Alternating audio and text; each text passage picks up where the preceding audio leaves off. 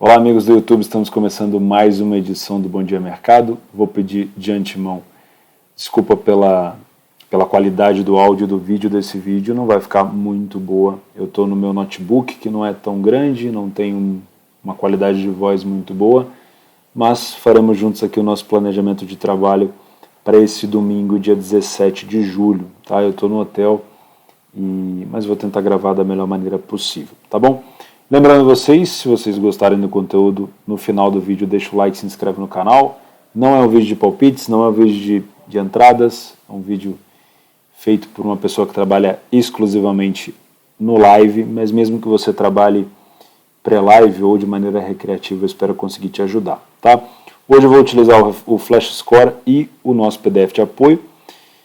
Como eu falei, eu não vou conseguir marcar a questão dos planejamentos, né, dos métodos que eu vou utilizar, mas vocês vão me escutando falar, eu acredito que vai ficar um pouco mais fácil. Como a gente já sabe, as competições europeias finalmente estão voltando, a Bundesliga 2 já retornou nessa sexta-feira, também teve jogo no sábado, e vai ter mais alguns jogos no domingo. A gente tem a Supercopa da Bélgica aqui embaixo também já aparecendo, tem a Bulgária, a Polônia, a Suíça, outras competições retornando, e como está muito cedo para fazer algum tipo de análise, eu vou deixar um pouco de fora aqui, pelo menos nas primeiras rodadas, e aconselho você a tomar um pouquinho de cuidado na hora de trabalhar, utilizando estatísticas e informações da temporada passada, porque as equipes mudam, tem novas contratações, e os objetivos às vezes das equipes são diferentes, o início do campeonato às vezes é diferente do final do campeonato. Então a minha dica, se você for trabalhar uma competição que está começando agora, foca um pouco mais, dobra um pouco mais a atenção na leitura de jogo e deixa um pouco os números de lado, tá bom? Vamos lá, eu vou fazer o nosso planejamento aqui da Série A do Brasil e da Série B do Brasileirão, que são os campeonatos que eu mais costumo trabalhar, pelo menos nesses últimos meses, né, que eu tenho trabalhado. A Bundesliga 2, como eu falei para vocês, eu trabalho exclusivamente no mercado de gols, então o maior destaque aqui fica por conta da estreia do Hamburgo contra o Braunschweig. O Braunschweig que não fez uma temporada muito boa na temporada retrasada, quando ele ainda estava na Bundesliga 2, né? O Karlsruhe, sempre muito conhecido aqui pelas suas bolas aéreas, vamos ver se esse ano vai continuar. E o Heidenheim, que já teve também uma disputa de promoção para tentar subir, não conseguiu. Vai pegar o Hansa Rostock, que também é um time muito bom de bola aérea, tá? O Paderborn teve seus altos e baixos na temporada passada, começou muito bem com o seu grande artilheiro Sven Michael, que acabou sendo pinçado da Bundesliga 2 para a Bundesliga 1, acabou indo jogar no Union Berlim, tá bom? Então, se eu for fazer algo na Bundes 2, vai ser no mercado de gols, tá? A Argentina, eu quero dar uma olhada aqui no Vélez contra o River Plate. Esse é um jogo, vamos dizer assim, não é uma revanche, né? Mas é um jogo que faz a reedição das últimas oitavas da Libertadores, onde o Vélez acabou conseguindo a classificação, onde venceu o River Plate no jogo de ida, justamente assim, dentro de casa por 1-0, o River não conseguiu reverter o placar, em casa teve um gol anulado e não avançou, tá? Então eu vou ficar de olho nisso, já falo desse jogo com vocês. A Supercopa também aqui, como eu falei, da Bélgica, está começando agora, então tem pouquíssima informação sobre os dois times. E na Noruega a gente tem algumas questões aqui do molde jogando como o favorito, né, como um super favorito, o Vikings aqui também jogando como favorito. Acho que esses dois jogos aqui a gente pode dar uma consultada. E na Suécia a gente tem o AIK fazendo um jogo difícil contra o Kalmar e o Hammarby também pegando um adversário muito difícil, que é o Elfsborg. Tá? Eu vou tentar falar sobre esses jogos, se não ficar muito grande. Aqui a Suíça também já dá para ver que começou, mas pouquíssimas informações. Vamos lá para a nossa Série A. Vou começar aqui com Juventude, vou minimizar os outros jogos aqui. Vamos começar com Juventude e Goiás. A odd do Juventude é de 1,90. Vai pegar o Goiás dentro de casa. 1,90 e o do Goiás é 4,20. Vamos lá. O Juventude dentro de casa tem uma vitória nos últimos... Eu estou em dúvida ainda para onde olhar aqui. A câmera está aqui no meio. Uma vitória nos últimos 8 jogos que fez em casa. É muito pouco. Tá? Se eu não me engano, essa vitória foi contra o Fluminense. Naquele jogo de polo aquático, que o Fluminense teve a dificuldade de jogar com o estádio, com o campo alagado. né? Se eu não me engano é isso. E o Goiás tem 2 vitórias fora de casa. O time do Juventude saiu na frente um pouco mais comparado com o time do Goiás, 38%.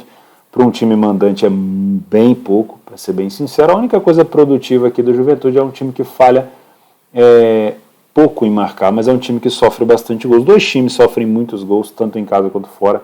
O Goiás sofre em 13% das partidas apenas, o Goiás ficou sem sofrer gol. A mesma coisa para o Juventude. Média de gols marcados, os 2 times têm médias de gols muito fracas, tá? Porém o time do Juventude cria um pouco mais e cede um pouco menos de oportunidade. O time do Goiás fora de casa cede em média quase duas grandes chances, né? 2 chances claras de gol por jogo, tá? Mas se você comparar, mesmo aqui na questão de comparação, a gente já vem falando isso essa semana, mesmo na questão de comparação, o time do Juventude, ele acaba sofrendo mais gols de fato. Ele é um time que cede menos chances, mas ele acaba sofrendo mais gols de fato, né? Então aqui também tem a questão às vezes, do adversário que ele pegou ser um pouco mais de qualidade. Então, mesmo que o Goiás, na parte de ceder oportunidades, acaba cedendo mais oportunidades, o time do Juventude sofre mais gols, tá? Em relação à criação ofensiva, o Juventude cria mais oportunidade e marca uma quantidade bem menor de gols. Isso, obviamente, indica uma qualidade inferior na parte da galera lá ofensiva dos atacantes, né? Quando a gente puxa aqui para o primeiro tempo, o Goiás é um time que venceu apenas uma primeira etapa fora de casa, empatou 13 e perdeu 75%. Então o Goiás, a gente já comentou sobre o Goiás aqui, que é um time que costuma jogar muito recuado, muito na defensiva no primeiro tempo, na grande maioria das vezes tentando estudar o adversário para poder jogar no contra-ataque, porém quase sempre é um time que vai para o segundo tempo perdendo. Então, como vai para o segundo tempo perdendo, a gente tem uma tendência de ter o Goiás um pouco mais agressivo na segunda parte, tentando buscar o resultado. Mas essa informação é importante se você vem trabalhar match odds. O Goiás é um time que perde muito os primeiros tempos, tá? Já o time do Juventude não ganha tanto assim os primeiros tempos, mas perde pouco. Então, no frigir dos ovos, a gente consegue ver uma superioridade do Juventude, pelo menos nos jogos que ele faz na primeira etapa. O time falha menos em marcar e também sofre gols em menos jogos comparado ao adversário. No segundo tempo, a gente tem uma queda brutal do Juventude em relação ao número de vitórias, né? O time passa a não vencer nenhum primeiro tempo, passa a perder 50% do segundo... não vence nenhum segundo tempo e passa a perder 50% dos segundos tempos que disputa, tá? O time do Goiás melhora um pouquinho o número de vitória e passa a perder um pouco menos. Então, dá para ver uma superioridade do Juventude no primeiro tempo e uma inferioridade do Juventude no segundo tempo. Talvez o segundo tempo seja um local mais agradável para buscar alguma coisa para gols. Mas enfim, vamos utilizar a leitura com bastante carinho aqui, porque parece um jogo difícil. Em relação a bolas aéreas, o maior destaque, talvez negativo, seja do Juventude, a parte defensiva do time. O time sofreu 5 gols de cabeça até o momento, mas conseguiu marcar 6. Então é um time que explora muito isso a favor, mas tem dificuldades contra. O time do Goiás não marca nem sofre tantos gols de cabeça assim. De maneira geral, o time do Goiás fora de casa não tem muitos jogos over 2,5 e o time do Juventude tem em média 63%. Tá? Então, o Juventude proporciona um pouco mais de gol quando está em casa comparado ao Goiás fora. Tá? Nos momentos dos gols, a gente tem bastante incidência de gols sofridos pelo Goiás até os 40 minutos, quase 50% dos gols foram no primeiro tempo, lembrando que o Goiás tem bastante dificuldade no primeiro tempo, e no segundo tempo o Goiás tem um crescimento muito bom aqui depois dos 70 minutos, que é quando ele está buscando, geralmente, né, quando ele está buscando o resultado, já estando perdendo o jogo. O time do Juventude também tem uma incidência boa de gols aqui a partir dos 60. Me parece um jogo que, mesmo que seja truncado, um jogo interessante para buscar alguma coisa para gols no segundo tempo, mesmo que seja um gol só, a partir dos 60 a 70 minutos. Tá? De maneira geral, eu achei bastante complicado colocar essa odd do Juventude a 1,90, porque o Goiás ele tem sim péssimos primeiros tempos, mas ele tem uma boa recuperação no segundo tempo, e o Juventude só tem uma vitória em casa, que foi provavelmente, se eu não estou enganado, eu vou até abrir aqui para comprovar, que provavelmente foi contra o Fluminense. Exatamente, foi contra o Fluminense. De lá para cá, o time perdeu 4 jogos e só venceu o Fluminense. Tá? Então toma muito cuidado, estou achando essa odd de Juventude baixa. Tá? De maneira geral, essa é a minha análise. São Paulo e Fluminense. São Paulo acaba de classificar na Copa do Brasil contra o time do Palmeiras. Eu assisti ontem até com o pessoal palmeirense aqui que não ficou muito feliz com o que viu, né? São Paulo eliminou o Palmeiras nos pênaltis e foi para as quartas da Copa do Brasil e vai pegar o Fluminense, que eliminou o Cruzeiro também. Então os dois times estão bem ali. O Fluminense talvez hoje faça vamos dizer assim, um futebol talvez mais atrativo, né? Mais simpático com o Diniz, né? Que todo mundo fala que o Diniz tem que ter mais tempo e tudo mais. E dessa vez, dessa passagem, as bolas têm entrado, né? O Diniz tem essa recorrência de ter times com muita posse, muita qualidade no toque, na saída de bola, mas às vezes, principalmente no Fluminense, o time tinha dificuldade para colocar a bola para dentro, mas agora com o Germancano a situação está ficando bem diferente. Vamos lá então, uma leve superioridade aqui para o São Paulo, lembrando, óbvio, que o São Paulo joga também um bom futebol. Vamos falar um pouquinho sobre esse jogo. São Paulo tem 4 vitórias em 7 jogos em casa, saiu na frente em 71%. Tá? Já me chama bastante atenção. O time falha pouquíssimo em marcar e ficou quase metade dos jogos sem sofrer gol em casa. Excelente. O time do Fluminense também marca em quase 60% das vezes primeiro do que o adversário. Também ficou mais do que 50% dos jogos sem sofrer gol quando joga fora de casa e falhou pouco em marcar. Então é um adversário realmente muito difícil para o São Paulo. Tá? O time do São Paulo cria mais oportunidades de qualidade e consegue... Isso é um mérito do Rogério, além de criar bastante oportunidade, é um time que consegue colocar a bola para dentro, diferente de alguns adversários que criam muito e não consegue fazer os gols. Tá? A mesma coisa vale para a parte defensiva. O time cede uma média de 1 gol por jogo e tem sofrido quase isso. Tá? Já o time do Fluminense cria um pouquinho mais fora de casa em relação aos gols que marca, tá? Não está tão longe assim, e cede aqui é menos, né? Cede uma média de 1,54 gols, de grandes chances, mas só sofre 0,71. Isso é mérito, obviamente, defensivo, mas também demérito da qualidade do adversário. Só que aqui o São Paulo tem qualidade para fazer gol. Então, se o São Paulo tiver oportunidade contra essa defesa do Fluminense, que vem cedendo bastante oportunidade, talvez o São Paulo acabe saindo vitorioso nesse jogo justamente por essa característica. O time do Fluminense é bom, vem jogando bom futebol, é um futebol vistoso, mas o time tem sofrido menos gols do que deveria sofrer, porque é um time que cede chances de qualidades ao adversário e os adversários não têm aproveitado. O time do São Paulo aproveita muito bem isso. Tá? De maneira geral, o São Paulo toma pouco gol em casa e marca bastante.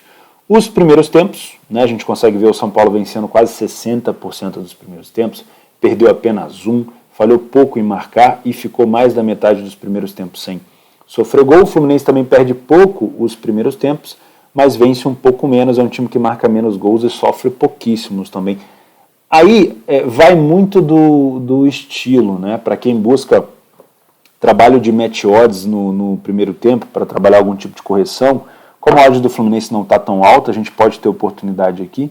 O grande problema vai ser a característica do Diniz de reter a posse.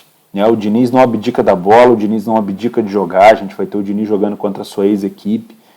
E isso mostra para mim que se o Fluminense também brigar por essa bola, também quiser jogar com a bola nos pés, a gente pode ter um jogo mais disputado, difícil de ter uma leitura de superioridade. Se o São Paulo dominar a posse, subir as linhas e empurrar o Fluminense para trás, aí a gente vai ter talvez a odd do Fluminense corrigindo um pouco, né, já que o mercado espera um Fluminense, assim como em alguns momentos no jogo contra o Cruzeiro, teve a bola, teve mais participação ofensiva, teve mais escanteio.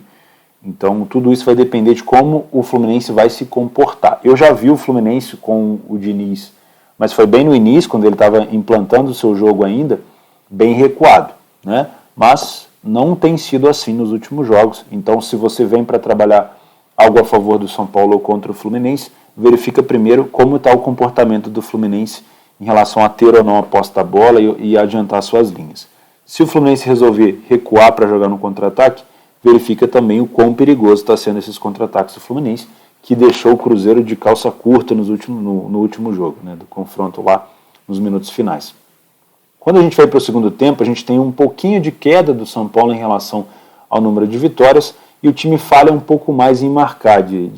O número de gols marcados é o mesmo, né? O São Paulo marcou 6 no primeiro tempo e 6 no segundo, mas obviamente em algum desses jogos aqui ele acabou marcando mais gols, né? Então ele falha mais em marcar nos segundos tempos. Só que é um time que sofre poucos gols, tá? Então é um time que melhora em alguns aspectos. Teve muita crítica ao Rogério Ceni nos segundos tempos que ele fez, né, em algumas substituições, mas é um time que em casa ele acaba melhorando sim.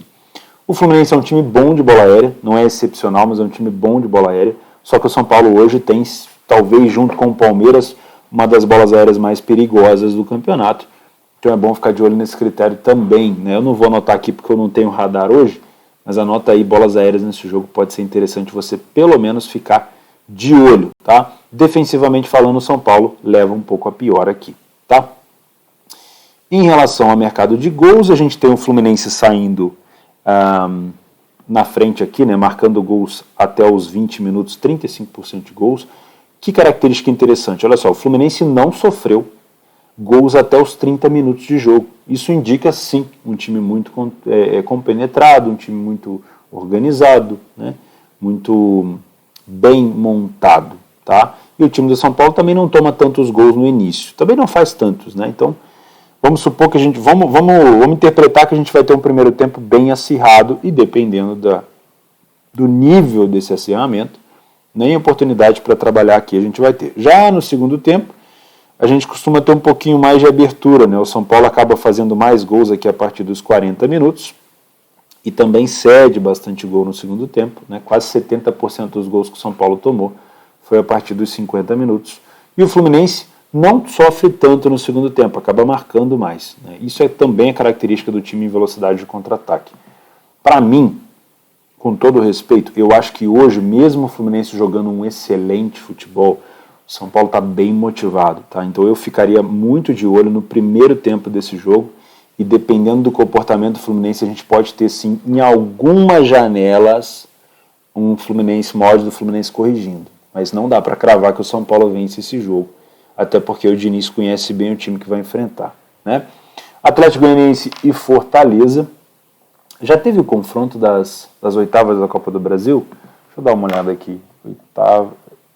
Quartas de final da Copa do Brasil. Veja classificados, a data de sorteio. Não, ainda não teve. Acontece na terça-feira. Porque eu comentei porque esse justamente pode ser um confronto, né? O Atlético Goianiense se classificou em cima do Goiás e o Fortaleza venceu o Ceará. Então esse pode ser um confronto de Copa do Brasil, não estou dizendo que vai ser, né? O Atlético Goianiense está com uma odd de 2,25, o Fortaleza com uma odd de 3,40. O Fortaleza não vem muito bem fora de casa, vamos dar uma olhada nisso, ó. Aqui a gente tem o Botafogo antes, aqui. O Atlético Goianiense tem 3 vitórias dentro de casa, e o Fortaleza tem apenas 1 vitória fora de casa. O time do Atlético Goianiense sai na frente em metade dos jogos que faz em casa, não é um número tão alto para o mandante, tá? Fica poucos jogos sem sofrer gol, isso indica uma dificuldade defensiva, mas também falha pouco em marcar. O time do Fortaleza, eu estou vendo aqui que o time do Fortaleza é excelente para ambas marcam, porque justamente o time tem muita dificuldade em segurar o placar, né? Não ficou nenhum jogo sem sofrer gol e falha pouco em marcar. Até contra os grandes adversários, marcou contra o Flamengo, marcou contra o Galo, é um time que está sempre marcando, então é um time muito bom para ambas marcam. Tá? E deve marcar aqui também, vamos dar uma olhada. O time do Atlético Goianiense cria mais chances de qualidade e acaba fazendo um pouco menos de gol, de novo, dificuldade ofensiva, né, dos atacantes, e em relação às chances cedidas é bem na média. O time do Fortaleza cede em média 1,44 de gol esperado, só que o time toma 2,14, né? Aí, óbvio, também tem a incidência de você enfrentar adversários acima da média, né? Por exemplo, sofreu 3 gols contra o Galo no Mineirão, se eu não me engano, sofreu 2 gols contra o Flamengo no Maracanã, 2 ou 3. Então, claro, uma hora a gente acaba criticando os atacantes adversários pela baixa qualidade, mas também tem alguns jogos que você faz onde você acaba não cedendo tantas chances, mas o seu adversário consegue colocar a bola para dentro por conta da qualidade dos atacantes do outro lado, né? Em relação aos gols feitos, é bem parecido com as chances cedidas também. Primeiro tempo, nada de destaque aqui, os dois times são bem parelhos, né? Os dois times vencem a mesma quantidade praticamente, empatam e perdem a mesma quantidade. A diferença é que o Fortaleza falha bem menos em marcar no primeiro tempo. Tá? Então buscar alguma coisa aqui de gols não deve ser tão ruim, porque a gente tem um Fortaleza indo para cima. O problema é que o Goianiense falha quase em 65% em marcar nos primeiros tempos. Né? Então o Fortaleza acaba levando a melhor aqui nesse tipo de fundamento. Quando a gente vai para o segundo tempo, aí a gente tem aquela queda natural também da questão do Fortaleza em relação a gols marcados, mas o time passa a sofrer bem mais gols, né? de 6 para 9, e o time do Goianiense melhora na parte ofensiva de gols marcados, passa a tomar menos gols, vence mais, né? Então sim, com o apoio da torcida aqui o Goianiense cresce no segundo tempo. Isso pode indicar o Fortaleza saindo na frente do primeiro tempo e acabar tomando um empate no segundo tempo, ou indicar um mercado de um jogo mais para gols na segunda etapa, mas tudo isso com leitura, tá? Também é difícil de cravar alguma coisa aqui. Em relação a bolas aéreas, o Atlético Goianiense marcou um gol a mais de cabeça do que o Fortaleza, só que nos gols cedidos pela bola aérea, né, os dois times são bem ruins, né? Principalmente aqui o Goianiense. O Fortaleza chama muito esse jogo para gols, não duvido que a gente tenha pelo menos 2 gols aqui. O Goianiense puxa esse jogo para 1,5, para 2,5 já acho que um pouco puxado, tá? Olha que interessante, o Goianiense tem muita dificuldade de marcar até os 20 minutos. Aí no metade do primeiro tempo dá um apagão na defesa, mas o ataque acorda, aí começa a parte de gols. E também temos muitos gols aqui do Fortaleza no finalzinho, principalmente os gols sofridos, né? É normal, o Fortaleza acaba tomando muito empate no final e muita virada no final também, que aconteceu contra o Galo. Então, me parece, apesar de estar bem distribuído, me parece que o segundo tempo pode sim ser mais movimentado.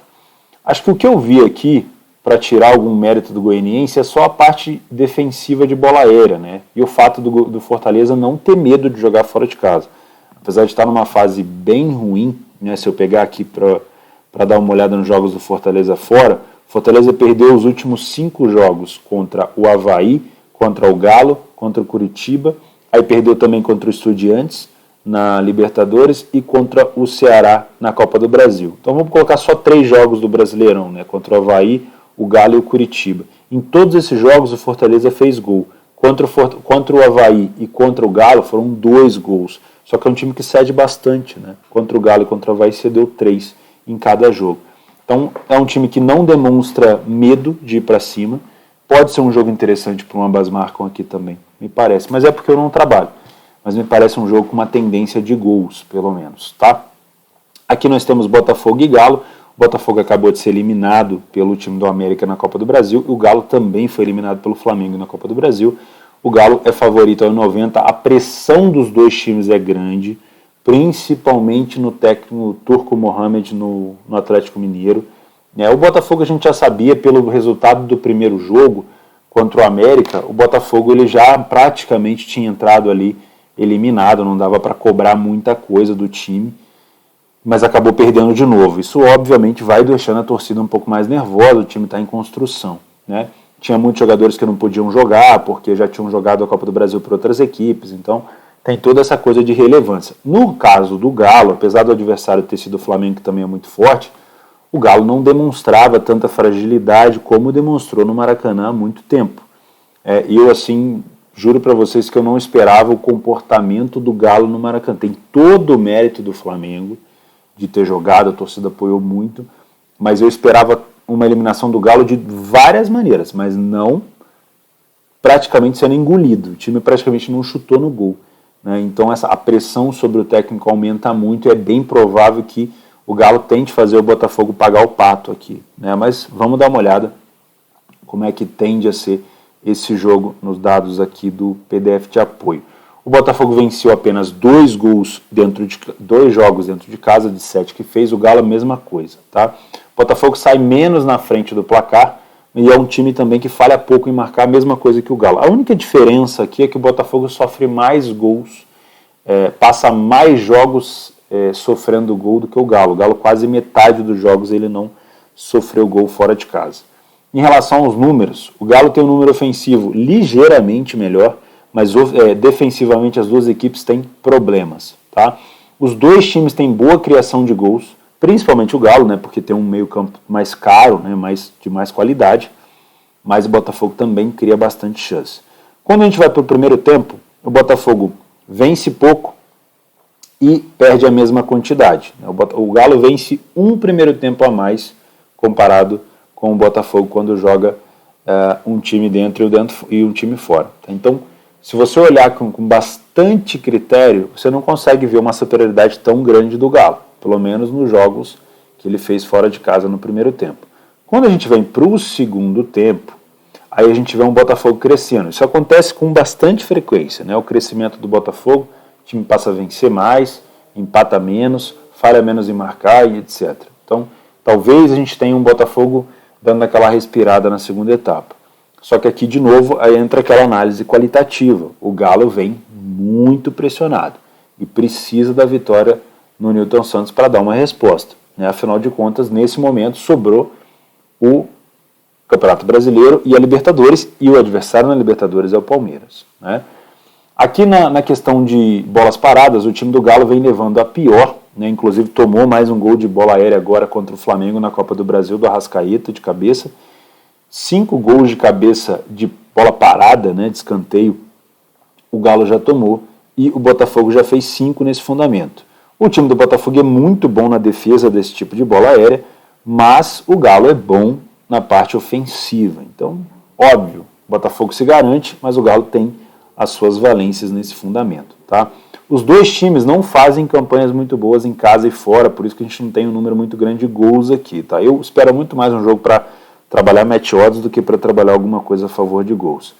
Em relação a gols marcados, momentos dos gols, está bem distribuído, né? Os times não marcam tanto aqui na primeira etapa. O Botafogo tem uma dificuldade tremenda aqui até os 40 minutos, e essa pode ser, se o Galo entrar muito pressionado, muito pilhado, muito para cima, essa pode ser uma incidência de oportunidade, caso o Botafogo fique muito recuado, né? Mas, como eu falei, tem pressão dos dois lados. Esse é um jogo que eu trabalharia 100% para leitura e não olharia tanto para o mercado de gols, não. América e Bragantino. Deixa eu dar uma olhada. As odds aqui estão bem parelhas, né? 2,70 para o América, 2,75 para o Bragantino. O Bragantino saiu da Copa do Brasil para o time do Goiás, né? Acho que foi na fase passada ainda de 16 avos que fala, né? E o time do América venceu o Botafogo e se classificou para as quartas. O time do América, em casa, perdeu apenas para o Ceará, né, por 2-0 nos últimos jogos que fez. Venceu o Atlético Paranaense, empatou com o Botafogo, venceu o Cuiabá, venceu o Goiás, na última partida que fez por 1-0, e empatou 0-0 com o Fluminense com um homem a menos. O time do Bragantino fora de casa é bem fraco. A última vitória foi contra o Ceará por 1-0, e o restante foram duas derrotas para o CAP e para o Palmeiras, e uma sequência de empates, né? De maneira geral, olhando assim, se a gente lembrar de cabeça, não dá para falar que o Bragantino tem jogado um futebol melhor, porque ele vem se destacando em casa. Venceu o Flamengo, jogou melhor contra o Botafogo, mas acabou perdendo, venceu agora o Avaí de goleada.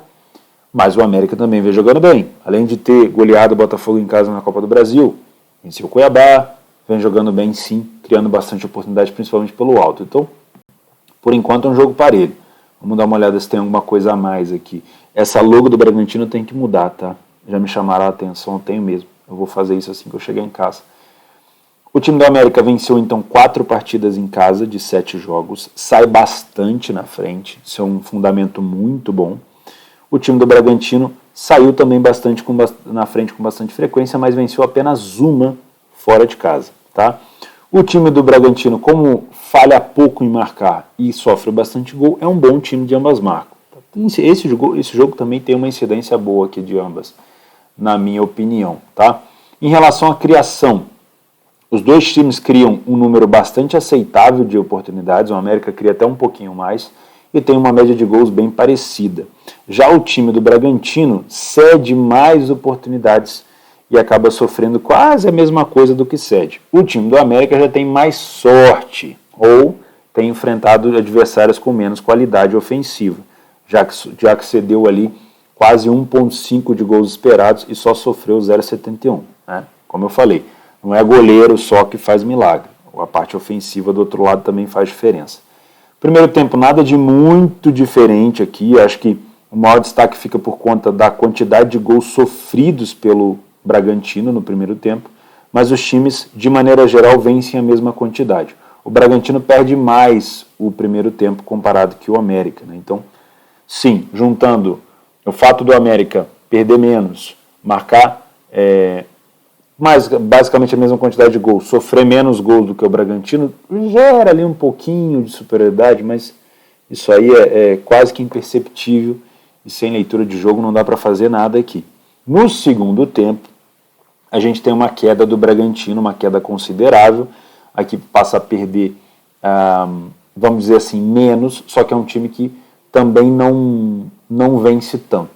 Né? O time do América cresce demais no segundo tempo, passa a vencer quase 60%, passa a marcar mais gols e mantém uma média boa ali de gols, de gols sofridos, né? Só 3, comparado ao segundo tempo foram 2, não aumentou tanto. Né? Então, na minha opinião, no frigir dos ovos, como eu gosto de dizer, está muito parelho. O mercado está bem correto em deixar essas odds assim. O time do Bragantino vem marcando bastante gol de bola aérea, mas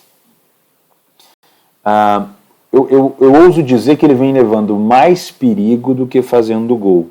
Né? Então é bom sim, apesar de a gente não ter um número tão grande aqui, é bom olhar as bolas aéreas do time do Bragantino, mesmo que aqui não tenha números muito altos. Já o time do América é imprescindível você acompanhar as bolas aéreas do time.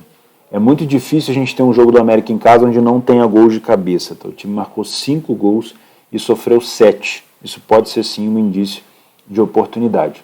O América não chama esse jogo para over em relação ao 2,5. Já o Bragantino, pelo menos 1,5, parece uma situação um pouco mais plausível. Gols no segundo tempo do América são mais acentuados. Né? A gente pode pegar aqui a partir dos 50 minutos, quase 60% dos gols. E o time também sofre muito gol aqui no segundo tempo, tá? Temos vizinhos barulhentos. O time do Bragantino não é bem dividido, né? É um time que marca um pouquinho mais aqui na primeira etapa até os 40, 65% dos gols e sofre mais no segundo tempo. Né? Então, na minha opinião, difícil de cravar alguma coisa, difícil de definir alguma coisa. O América é um time que vem numa fase muito boa, o Bragantino também. Não sei. Eu fiquei mais tentado a olhar gols aqui em Atlético Goianiense e Fortaleza do que nesse jogo do América contra o Bragantino, se for para falar em jogos parelhos. Né? Mas, de maneira geral, está bem difícil. Jogo para match odds apenas. Vamos fechar aqui com o Cruzeiro e Novo Horizontino na Série B. A gente aqui tem um Cruzeiro com 8 vitórias em 8 jogos. Né? Acho que é difícil fugir. Olha a odd do Cruzeiro, 1,43, né? Eu relutei muito em comentar esse tipo de coisa, porque é muito difícil você ter confiança de trabalhar uma odd tão baixa na Série B. Mas o Cruzeiro, de todos os times da Série B que eu acompanhei, está em outro nível. Né? O jeito que o Cruzeiro marca pressão, que ele recupera a bola, que ele dobra a marcação quando necessário, a quantidade de finalização, não encontra-se aqui com muita facilidade. Tá? Então, é normal e é aceitável essas odds do Cruzeiro abaixo de 1,50, porque o time joga realmente possuído em casa. Tá? Eu não duvido que mesmo o Novo Horizontino já tendo vencido aí o Vasco nos últimos jogos, que o Cruzeiro vença mais um jogo. E se você tem método, procure leitura para trabalhar a favor do Cruzeiro. Contra o Cruzeiro eu acho muito difícil. O jeito que o Cruzeiro joga, se o time não se abalar com a eliminação na Copa do Brasil para o Fluminense, e o Cruzeiro não fez jogos ruins, tá? O Cruzeiro ele tem um elenco inferior ao Fluminense, são categorias diferentes, o Cruzeiro precisou montar um time mais barato, mais em conta, mas o treinador do Cruzeiro é muito bom, e se o time não se abalar, eu acho que a gente pode vir aqui sim, tentar buscar uma leitura de back Cruzeiro. Né? O time é melhor em todos os fundamentos, foi o primeiro a marcar em quase 90%, não falhou em marcar em nenhum jogo, ficou sem sofrer gol em quase 90% dos jogos. Acho que ele só sofreu gol contra o Sport, mesmo assim ele virou o jogo ainda no primeiro tempo. O time cria quase 2,3 gols esperados por jogo. O primeiro tempo é avassalador. Olha isso, é quase o oposto. O Cruzeiro vence 63% dos primeiros tempos que faz. Marca 7, sofre 1. O time do Novo Horizontino sofre 7 e marca 1. Né? Perde quase 40% dos primeiros tempos. No segundo tempo, o Cruzeiro melhora ainda mais. Né? Passa a não sofrer nenhum gol. Já o time do Novo Horizontino também melhora, vence 50%. Então, talvez, se você, óbvio, estiver buscando um back Cruzeiro, você vai estar procurando aqui dentro dos 45 minutos iniciais. O segundo tempo depende muito de como ocorreu o primeiro. Se o Cruzeiro já estiver na frente, e o Novo Horizontino quisesse soltar, a gente pode ter um jogo mais corrido. Mas jogos do Cruzeiro, de maneira geral, não costumam ser over. Por quê? O Cruzeiro, mesmo em vantagem, ele não larga o osso, ele continua marcando pressão, continua marcando muito bem, dobrando marcação, mas ele não fica se expondo tanto. Tá? Então, dá para ver aqui que os jogos do Cruzeiro em casa, mesmo tendo 8 jogos e 8 vitórias, somente 13% deles foram over 2,5. Eu acredito que tenha sido esse jogo contra o Sport, onde ele teve que virar o jogo depois de tomar o primeiro gol. Tá? Então, para mercado de gols aqui eu já acho mais complicado. Beleza? E o último jogo da Série B é Náutico e Chapecoense. Odd parelha também aqui, odd do Náutico a 2,50. A Chapecoense tem, se eu não me engano, o último jogo perdeu, não me lembro o adversário, 3 vitórias fora de casa. Era um time que mantinha, por mais que não vencesse tanto, mantinha um nível defensivo bem aceitável, e até hoje, né? Não sofre tantos gols. O time do Náutico vence pouco, sai na frente com menos frequência, passa a maioria dos jogos sofrendo gol e falha pouco em marcar. Então é um time que pode ser interessante para um ambas, já a Chapecoense nem tanto, né? Até porque é um time que sofre poucos gols quando joga fora de casa. A média de gols do Náutico é um pouquinho melhor na parte de marcação, mas sofre mais gols também, né? A Chapecoense é melhor defensivamente. O time do Náutico cria muito, mas tem dificuldade para pôr a bola para dentro, nível dos atacantes, obviamente. Já o time da Chape cede bastante, mas também pelo nível difícil dos adversários acaba tomando menos gol, né? Enfim, a gente já falou sobre isso várias vezes. O time do Náutico não faz bons primeiros tempos, o time venceu apenas 22% e é parecido com a Chapecoense fora de casa, mas o time perde quase 70% das primeiras etapas em casa. Não dá para saber se é desorganização técnica, se é desconcentração, se é pressão por alguma coisa interna, mas o time não costuma fazer bons primeiros tempos. Até marca gols, mas sofre bastante também. O time da Chape é mais coerente. No segundo tempo aí, como de costume, a gente tem uma melhora muito grande, o treinador provavelmente vê os problemas, o time cresce bastante, passa a vencer quase 60%, mas a Chape também vence bastante. Então seria impossível aqui cravar que o Náutico é melhor juntando o primeiro e o segundo tempo, porque a Chape também melhora muito e passa a sofrer até menos gols. Tá? Então, cuidado, realmente é um jogo muito parelho. A Chape, os destaques são aqui para os gols de cabeça, um pouquinho mais do que o Náutico, mas é um time que sofreu também alguns gols nesse fundamento. De novo, como é Série B, né, a gente já sabe, os números indicam um jogo mais under, mas é leitura. Né? Pode ser 4-4, não adianta vocês me xingar, que é o que eu estou vendo. Né? 22% dos jogos do Náutico, 33% da Chape fora, foram over 2,5. Gols no final? Parece. A Chapecoense tem essa incidência de dar uma arriscada no final dos jogos, mas não é um número tão alto assim para me fazer pensar nisso. Vamos ver. Tá? O que mais que a gente teria? De maneira geral aqui, ó, vou fazer um apanhado para a gente finalizar. Acho a odd do Juventude baixa, a gente pode ter uma correção de odd do Juventude aqui, mas é bom lembrar que o Goiás perde bastante as primeiras etapas, depois tem que ficar correndo atrás do prejuízo. São Paulo e Fluminense vai ser decidido pelo time que quiser manter a posse. Jogando no Morumbi, o São Paulo é muito forte, tá? Então se o Fluminense recuar um pouquinho, a gente pode ter uma correção de odd. Atlético Goianiense e Fortaleza, eu vejo um jogo para gols. Fortaleza não costuma recuar quando joga fora de casa e mesmo quando sai derrotado consegue marcar os seus gols. O Botafogo e o Atlético são dois times pressionados, mas o Galo tem um elenco melhor, então pode sim empurrar o Botafogo para trás. Mas a defesa do Galo não anda bem das pernas, né? Então se for trabalhar match odds aqui, leitura dobrada. E para o América e Bragantino, nenhum comentário. Para mim é um jogo 100% para leitura e ficar de olho nas bolas aéreas. Eu procuraria um back Cruzeiro no primeiro tempo, se tiver leitura para isso, né? Se o Cruzeiro mantiver e não sentir a eliminação na Copa do Brasil. E aqui o Náutico Chapecoense é bem parecido com o América e Bragantino. Não dá para cravar nada, tá? Nas outras competições, a gente tem aqui o Malmo, na Noruega. Deixa eu dar uma olhada como é que tá os números do Malmo aqui. Malmo. Cadê? Não temos o Malmo? Tem que ter o Malmo. Deixa eu dar uma olhada aqui, peraí. Lá para baixo, argentino. Ou não é o Malmo? É o molde. Por isso que não vai achar nunca, né, Teoborges? Eu confundo as bandeiras. Aqui, ó. Olha o molde. Lembrando da odd do molde a 1,44. Tá? Vamos lá. O time venceu 67% dos jogos que fez em casa, saiu na frente 83%. Isso é um número muito bom, se você busca aqui uma oportunidade de back. Média de gols do time marcado é muito boa, e oportunidades dos times criadas também é muito boa aqui embaixo. O time do Haugesund, que eu não vou falar o nome de novo, porque senão eu vou passar vergonha, é muito fraco, é o que eu estou vendo. O primeiro tempo do Molde é muito bom, só sofreu 2 gols, marcou 8, venceu quase 70%, só perdeu 1 primeiro tempo. O time adversário vence pouco, perde pouco também, mas sofre mais gols do que o Molde. No segundo tempo a gente tem uma queda de produção acentuada até do Molde, principalmente em gols sofridos, mas o time adversário não cresce tanto, tá? As bolas aéreas são destaque ofensivos aqui para o time favorito. O Molde chama bastante esse jogo para gols, e a dificuldade do Molde é aqui, ó. Então, se você já tiver com lucro, já tiver pego o gol do Molde, ou tiver pensando em entrar a favor do Molde no segundo tempo, cuidado, o time sofreu, depois dos 60 minutos, 72% dos gols, tá? O time do...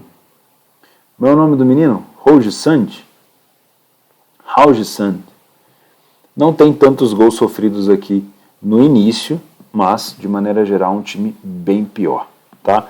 Deixa eu ver se tem outro favorito pra gente falar. O Viking contra o Kristiansand. Vamos ver o Vikings aqui. Eu não vou conseguir falar de todos, tá? Desculpa, só tô pegando os favoritos pra gente dar uma pincelada. Vamos ficar aqui, ó. Vikings venceu 4 dos 8 que disputou, saiu na frente em 63% das vezes.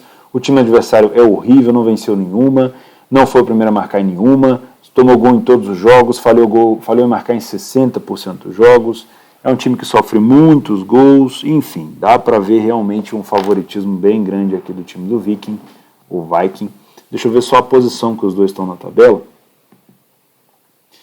O time do Viking é o terceiro, o Viking, né? É o terceiro, dentro de casa ele é o terceiro também. E o time do Kristiansund é o último. O time tem 10 derrotas e 1 empate em 11 jogos. Realmente parece um saco de pancadas, então aqui a gente pode ter um jogo para trabalhar um back favorito também.